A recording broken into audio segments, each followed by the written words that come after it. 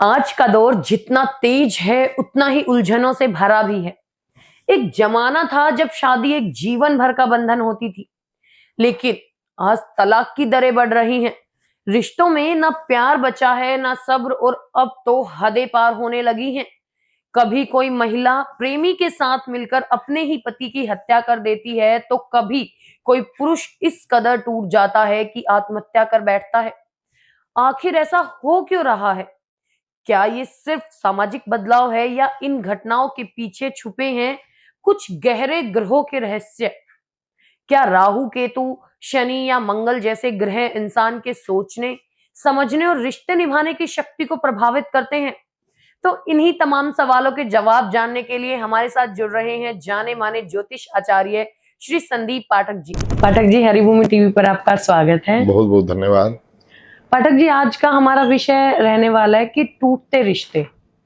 जैसे कि हम आपसे सबसे पहले यही पूछेंगे कि आज के समय में जो शादीशुदा रिश्ते हैं ना, वो बहुत जल्दी जल्दी टूट रहे हैं, और देखा जाए तो कुंडली मिलान भी हो रहे हैं, फिर भी रिश्तों में इतनी जल्दी दरारें आ रही है कि वो चल नहीं पा रहे। तो इसकी वजह क्या है? बहुत अच्छा प्रश्न किया आपने सुनिधि जी, और मैं ये समझता हूँ कि ये प्रश्न आज के समय में एक जागरूकता का विषय है और बहुत जरूरी है जी। आज के समय में। और आज से अब बैक जाओ तो 15-20 वर्ष पहले ये डाइवोर्स के सिस्टम, अगर शहर में कोई डाइवोर्स हो जाता था तो पूरे शहर में हल्ला हो जाता था। लेकिन आज हर गली मोहल्ले के अंदर, हर परिवार के अंदर हम देख रहे हैं और लोगों को फर्क ही नहीं पड़ रहा है। नॉर्मल बात हो गई। अब उसमें गुण भी मिला लिए, लेकिन मैं कहता हूं कि केवल गुण मिलाने से आपकी शादी चलने वाली नहीं है जी। क्योंकि देखिए आप, आज से पहले 15-20 वर्ष पहले की मैं जो बात करूंगा, जो हमारे बुजुर्ग वर्ग थे, ना लड़का देखने जाता था ना लड़की देखने आती थी, और वो अपने आप रिश्ता करके आ जाते थे, और इतने अच्छे फलीभूत होते थे। आज तक वो पुराने जो प्यार हैं, जो पुराने परिवार हैं, उनको आप देखो, लड़ते झगड़ते प्यार करते जीवन उनका निकल गया। आज के दौर में केवल गुणों की तो एक फॉर्मेलिटी है। मैं आपको बताऊं, ये ब्राह्मण पे या ज्योतिषाचार्य पर कहते थे आपने गुण मिलाए थे, रिश्ता फिर भी नहीं फला। ये तो एक फॉर्मेलिटी करते हैं ये लोग, जबकि जो चीज बेसिक है वो देखनी चाहिए, और वो ये देखते नहीं। पहले परिवार देखा करते थे, कुल देखा करते थे, और उस परिवार का बैकग्राउंड देखा करते थे। आज के समय में केवल एक चीज देख रहे हैं, पैकेज। पैकेज क्या है, लड़के के पास प्रॉपर्टी क्या है, बस उसी बेस पे वो विवाह करते हैं। और पैकेज आज है कल नहीं है, उसी हिसाब से खर्चे हैं, वो नहीं पूरे हो पा रहे तो डाइवोर्स हो रहे हैं। अब गुणों का मिलान अगर मैं बात करता हूं, और गुण भी व्यक्ति जब इतना पढ़ लिख गया, लेकिन एक बात आज भी समझनी चाहिए कि जिसका काम उसी को साझे, है कि नहीं। लेकिन आज ऑनलाइन अपने मोबाइल पे ये सब गुण मिला रहे हैं। केवल गुण मिलने से कुछ नहीं होता। हम आज भी जिसके केवल 6 गुण मिलते हैं उसके लिए भी हाँ कर देते हैं रिश्ते, क्योंकि कुंडली मैच्योर होती है। और कुंडली, आपका कोई कुल पुरोहित, कोई अच्छा ज्योतिषी जब देखेगा तो उसमें काफी कुछ देखना होता है। उसका स्वभाव क्या है, उसके कार्य करने की क्षमता क्या है, उसका गृहस्थ आश्रम क्या है, वो सब चीजें कुंडली से पता लगती हैं। लेकिन केवल गुणों के ऊपर आश्रित होकर के हम जब करते हैं तो हम दुविधा में पड़ते हैं। लेकिन केवल गुण या कुंडली के ऊपर ही मैं कहता हूं विवाह नहीं करना चाहिए। अगर परिवार अच्छे मिले हों, और उनका कई बार हम देखते हैं कि परिवार आपस में मिले जुले होते हैं और कहते हैं कि हम आपस में रिश्ता बनाना चाहते हैं, तो मैं उस समय कहता हूं कि वो आपको कुंडली मिलाने की जरूरत नहीं है, गुण मिलाने की जरूरत नहीं है। क्योंकि नेविगेशन की जरूरत उसे ही होती जिसे रास्ता पता नहीं होता, है कि नहीं। और जिसे रास्ता मालूम है उसे किसी नेविगेशन की जरूरत नहीं है। तो जो परिवार आपस में मिले जुले हैं, देखे भाले हैं, उनके साथ विवाह करने में कोई दिक्कत नहीं आती, और वो परिवार अच्छे चल भी रहे। और आज के समय में देखो, बच्चे जो हैं वो पढ़ तो गए हैं लेकिन गुणे नहीं। तो माता पिता को भी ये चाहिए कि बेटी को भी उसे गृहस्थ आश्रम के गुण भी बताने चाहिए। पुत्र को भी बताना चाहिए कि जो आपके घर में आ रही है वो लक्ष्मी का रूप है, पत्नी नहीं है, वो केवल तुम्हारे कहने से नहीं चलेगी, वो खुद एक लक्ष्मी है।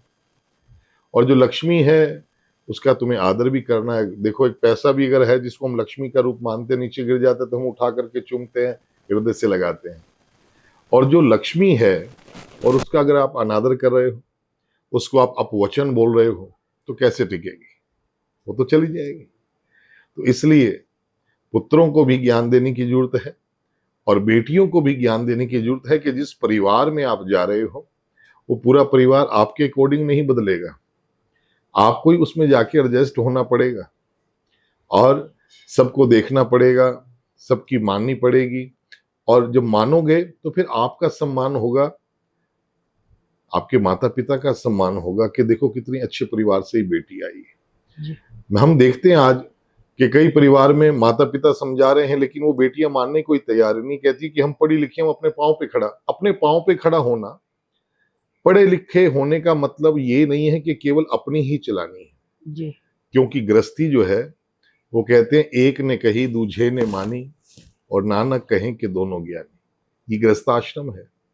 गृहस्थाश्रम एक रथ होता है, इसके दो पहिए जो हैं ये पति पत्नी है और एक भी पहिया अगर डगमगाया तो ये रथ चलने वाला नहीं होता। श्री रामचरित मानस अगर आप पढ़ते हैं तो उसके अंदर गोस्वामी तुलसीदास जी महाराज ने लिखा कि जहां सम्मति तहां संपत्ति नाना और जहां कुमति तहां विप्त निदाना। कि जिस परिवार में सम्मति है, विचार मिलते हैं पति पत्नी के, बच्चों के, तो वहां लक्ष्मी खुद चल करके आती है। लेकिन जहां कुमति है, जिस घर में एक का मुंह पूर्व में है दूसरे का पश्चिम में है, बच्चे नहीं मान रहे, पति पत्नी सुबह शाम झगड़ा कर रहे हैं, तो जहां वहां केवल कुमति है, जहां पे वहां केवल विपत्ति की और कुछ नहीं आ सकता। तो इसलिए सम्मति अगर बना करके चले तो हमारे गृहस्थ आश्रम बहुत उत्तम तरीके से चलेगा। हम अपने वैवाहिक जीवन को कैसे सफल बना सकते हैं? देखो सुनिधि जी, इन दिनों में जो हम ये सुनते आ रहे हैं पीछे, और काफी केस हो चुके हैं, और उसमें अगर हम ज्योतिष शास्त्र का कुछ आश्रय लेना चाहें तो उसकी बजाय तो मैं ये कहता हूं कि जो केवल लव मैरिज का जो जोर दे रहे हैं ना कि प्यार अपनी इच्छा से ही करना, ये उसका ही बुरा परिणाम है जी। संसार में सबसे हितैषी कोई हमारे लिए, सबसे हितैषी, तो वो हमारे माता पिता है जी। और अगर हमने अपने माता पिता, अपने परिवार से अलग जाकर के कुछ कर्म किया जिसको हम लव मैरिज का रूप देते हैं, हाँ, अगर आप लव मैरिज भी करना चाहते हो तो माता पिता के आगे रखो कि मैं इसके साथ खुश रह सकता हूं, वो तहकीकात करेंगे, देखेंगे। उन्होंने एक कपड़ा भी लेना है तो उसमें भी वो सोचते हैं कि क्या इस कपड़े के अंदर मेरे बच्चे की ठंड रुक सकती है कि नहीं, बिल्कुल, कहीं इस कपड़े में गर्मी में मेरे बच्चे को गर्मी तो नहीं लगेगी। जब वो इतना सब कुछ सोच सकते हैं तो आपके जीवन के लिए क्यों नहीं सोच सकते? वो इतना गहरा अध्ययन करते हैं, वो इतनी गहराई से सोचते हैं और वो अपने जीवन की पूरी कमाई बच्चों की शादी पे लगाने की कोशिश करते हैं और अपनी इच्छा, अपने समर्थ से भी ज्यादा वो उस पर खर्च करते हैं। क्यों? ताकि वो बच्चे खुश रहें। लेकिन बच्चे अगर अपनी इच्छा से ये सब लव मैरिज का रूप देकर के जी हम स्वतंत्र हैं, आज की पीढ़ी कुछ अलग है, आपको कुछ पता नहीं, जब ये शब्द कहते हैं तो माता पिता का मन बहुत दुखता है और वो कहते हैं ठीक है बेटा, जैसी तेरी इच्छा है तू कर ले। और उसका ये बुरा परिणाम है। ना तो वो सोचते कि मुझे किसके साथ विवाह करना है और उसका रिजल्ट क्या होगा। ये सब चीजें देखो, जो गलतियां पहले कर चुके हैं उसका परिणाम देरी से आता है, वो आज वो परिणाम आने लग गए हैं। मैं एक बात बताता हूं आपको कि सन 1990 से लेकर के 95 तक, आप इसके ऊपर थोड़ा काम करना कि उस समय बहुत भ्रूण हत्या हुई हमारे हरियाणा में जी। तो भ्रूण हत्या हुई तो उस समय बेटियों का रेशो कम हो गया, सरकार जागरूक हुई और सरकार ने पाबंदी लगाई, अल्ट्रासाउंड होने बंद करवा दिए, बेटी बचाओ अभियान प्रारंभ हुआ। लेकिन वो जो 5 साल का जो गैप था, उस गैप के अंदर क्या हुआ, लड़के ही लड़के हुए, क्योंकि बेटियों को तो मार दिया, वो तो भ्रूण हत्या हो गई। उसका जो दुष्परिणाम है वो आज हमें भोगना पड़ रहा है। 1990 से लेकर 95 तक की जो गलतियां की, उस समय वो बेटियों से रहित वो वर्ष निकले और लड़के ही लड़के थे, और उन जो उस अवधि के अंदर बच्चे पैदा हुए हैं, उन्होंने जैसे जो भी लड़की मिल रही उसके साथ शादी करने को वो तैयार। उन्होंने ना सोचा कि उनका परिवार क्या है, लड़की कैसी है, क्योंकि देखो अच्छाई बुराई सब में होती है, चाहे वो लड़के हों चाहे बेटियां हों। हाँ, बेटियां ज्यादा समझदार होती हैं, लेकिन इस अवधि के अंदर जो हमारे सामने ये परिणाम आए, तो इस समय लड़के वाले बेटे वाले वो सोच रहे हैं कि काश ऐसी बेटी ना आ जाए कि जिसके कारण हमारे घर के अंदर कलेश हो जाए, क्योंकि हर कोई एक अच्छे परिवार की बेटी अपने कुल में लाना चाहता है और उसे अपने कुल को आगे बढ़ाना चाहता है, और वो चाहता है कि ऐसी बेटी हमारे घर में आए कि जो संस्कार लेकर के आए और हमारे परिवार को भी संभाले, और हमारे आने वाले जो वंशज हैं, जो परिवार हैं, जो बच्चे हैं, उनको भी अच्छे संस्कार दे। तो उसके लिए तो पहले खुद संस्कार प्राप्त होना जरूरी है ना।